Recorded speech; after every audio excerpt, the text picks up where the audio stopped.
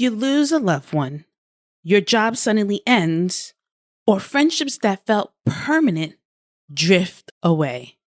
What happens when your world shifts that your sense of self no longer fit what others expect of you? Let's reimagine how we can create meaningful community during those critical periods of personal reinvention. Stay tuned. Welcome to the Reinvention Lab, where ambitious women transform loss into legacy.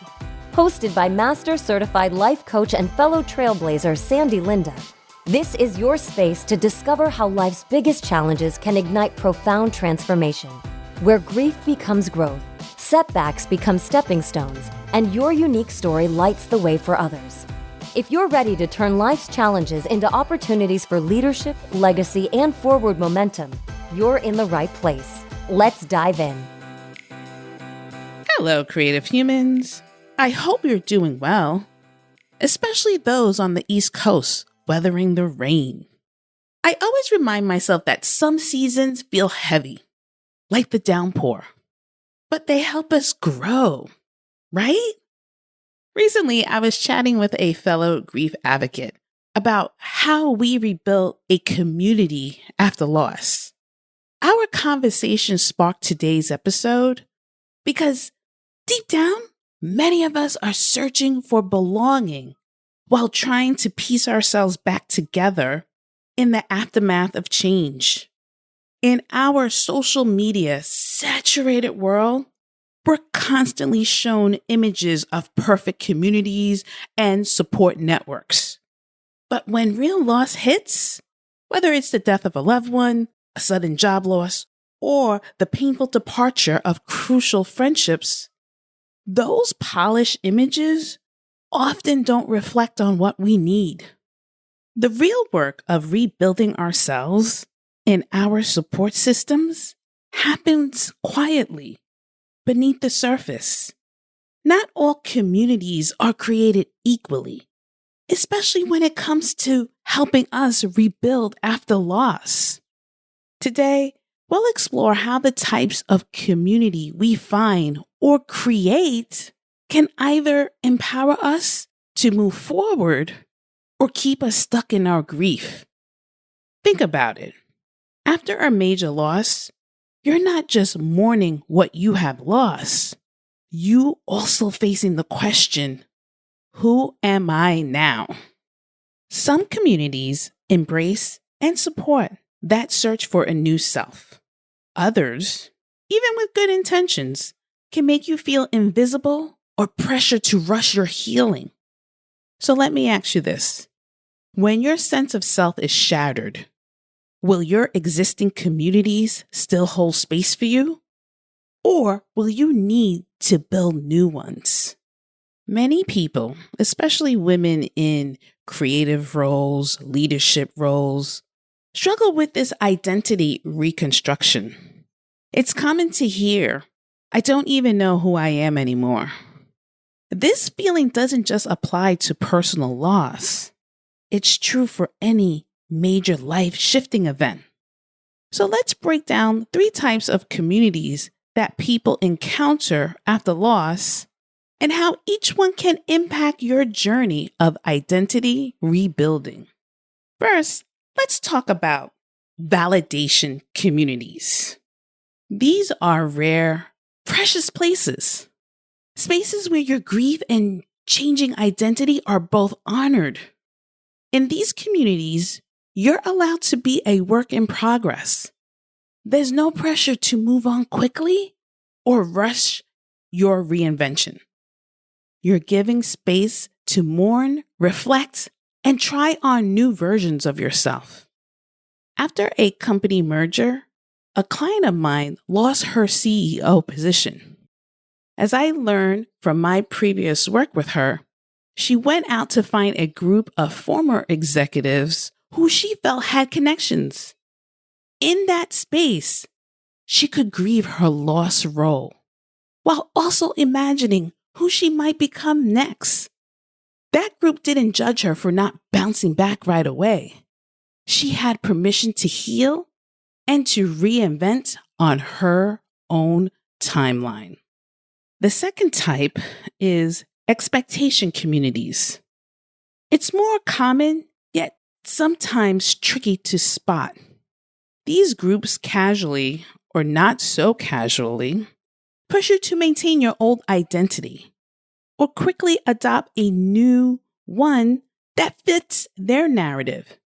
You'll hear phrases like, be strong for your family, or you'll get back to normal soon.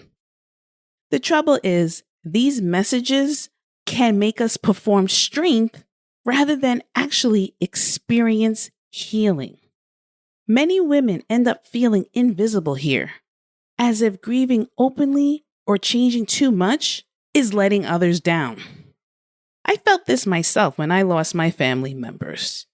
People from colleagues to relatives keep hoping I return to normal. But the version of myself they remembered was gone.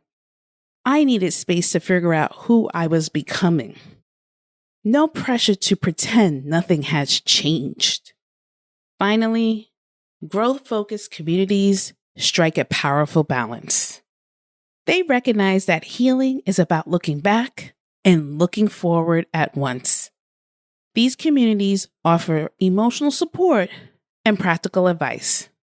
They help you integrate your loss into your evolving identity without forcing you to cling to old stories or become defined by your grief. In my experience, people who thrive after loss often find these kinds of growth spaces or intentionally create them.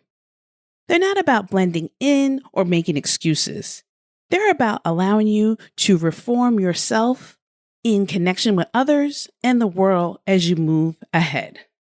So, which community you're interested in? Before I continue, please leave a rating or comment on your local podcast app if you're enjoying this episode or any other episodes. Your feedback helps other women, creatives, and leaders find these insights. And I love hearing how these ideas resonate with you. So, what can you do if you're in the midst of a major loss, searching for your next community? Start by assessing your current groups. Are they helping you honor your journey or rushing you to meet their expectations? Seek out or create validation and growth-focused spaces. These might be grief circles, peer groups, or even online forums where people share honestly about loss and transformation. Give yourself permission to step back from communities that pressure you to perform healing rather than truly experience it. And finally, be open to new connections that emerge during transitions. Sometimes the most supportive communities are the ones you never expected, but found along the way. So I ask you, our Reinvention Lab community, what aspect of your identity are emerging after your loss? And what kind of community would best support that evolution? When you find meaning in your loss and the work that emerges from it, you are less likely to burn out, more likely to build authentic connections, and better positioned to transform your loss into a meaningful legacy. Let's recap. Loss isn't just about what's gone. It's about discovering who you will become. The community you choose or build has a crucial impact on your healing and growth. By seeking out spaces that honor both your grief and your emerging identity, you give yourself the best chance to transform loss into a foundation for new leadership, meaning, and belonging. Thank you so much for listening. Remember, your story isn't over. It's unfolding, and you're not alone on the journey. Have a great week, everyone. Bye. Thanks for joining us on the Reinvention Lab. If today's episode inspired you, don't forget to follow and share it with someone who's ready to turn their challenges into opportunities. Want to take your journey to the next level? Visit sandylinda.com/program and apply for coaching today. Together, we'll turn your story into a legacy. Until next time, keep moving forward with purpose, passion, and power.